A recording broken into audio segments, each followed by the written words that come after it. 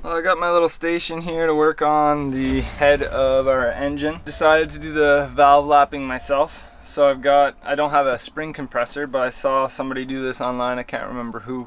But essentially you drill a little hole in a piece of wood so that you can compress the outside of the spring like this. You use a clamp, and then it compresses the spring so that I can remove these two little they're called keepers, and basically that's what holds the top of the valve to the spring. So once I can remove those little keepers, then I should be able to take off the little cap and then take out the valve from the bottom.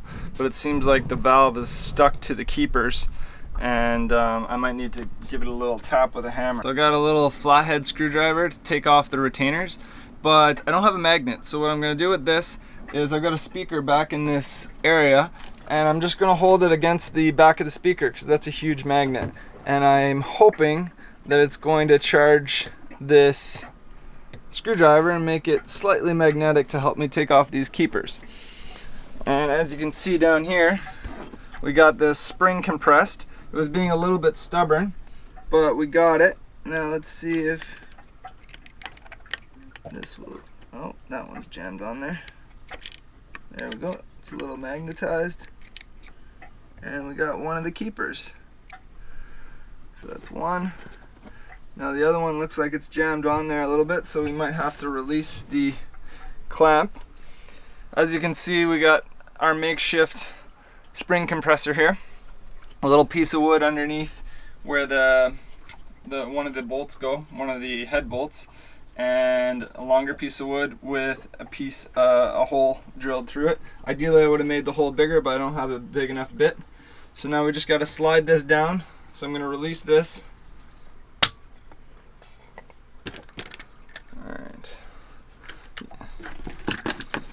So we got one of the keepers off, we still got to get the other one off.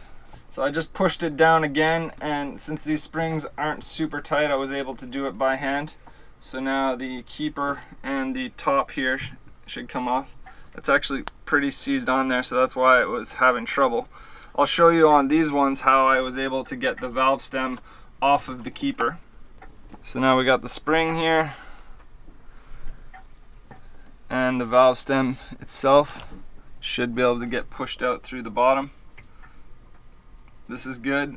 I'm making sure that once I push it down a little bit and it opens the valve, that there's no play. And the valve guide, there's a little seal up here, and then there's a guide that holds the valve in place.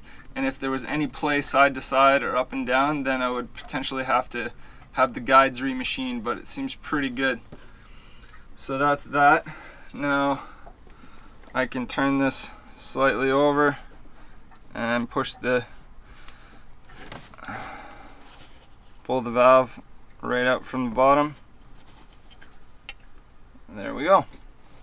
So we got the first one out, but it gave us a little bit of trouble, so we looked up a little trick to get these keepers and the little valve cap, I forget what it's called, the retainer I think, off of the valve stem because it was sticking.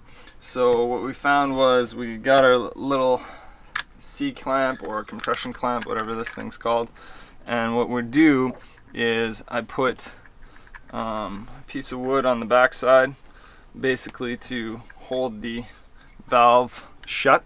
Then we use one of our little sockets, anything that's going to fit on there and not overlap it too big or go too tight. So you want it right on the valve cap, whatever it's called. Anyway, this component here, because when you compress it, you want to just compress the spring and this top piece, so then it releases from the valve. So what we're going to do is we're going to do this and then compress the whole thing down. Now I need Alex's hands, so it might be a little tricky here. You hold that.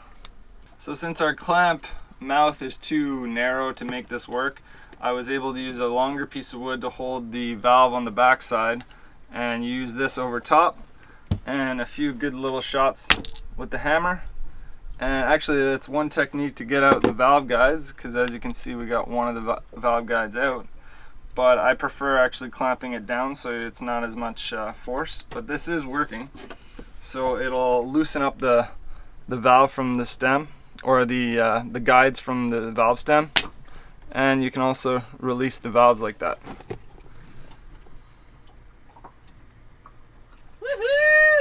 quite a bit of thick carbon buildup, so I'm pretty sure that's why our valves weren't seating right. The seats themselves, where the shiny bit is here down here, look pretty good, but then right beside it is just a really thick carbon deposit.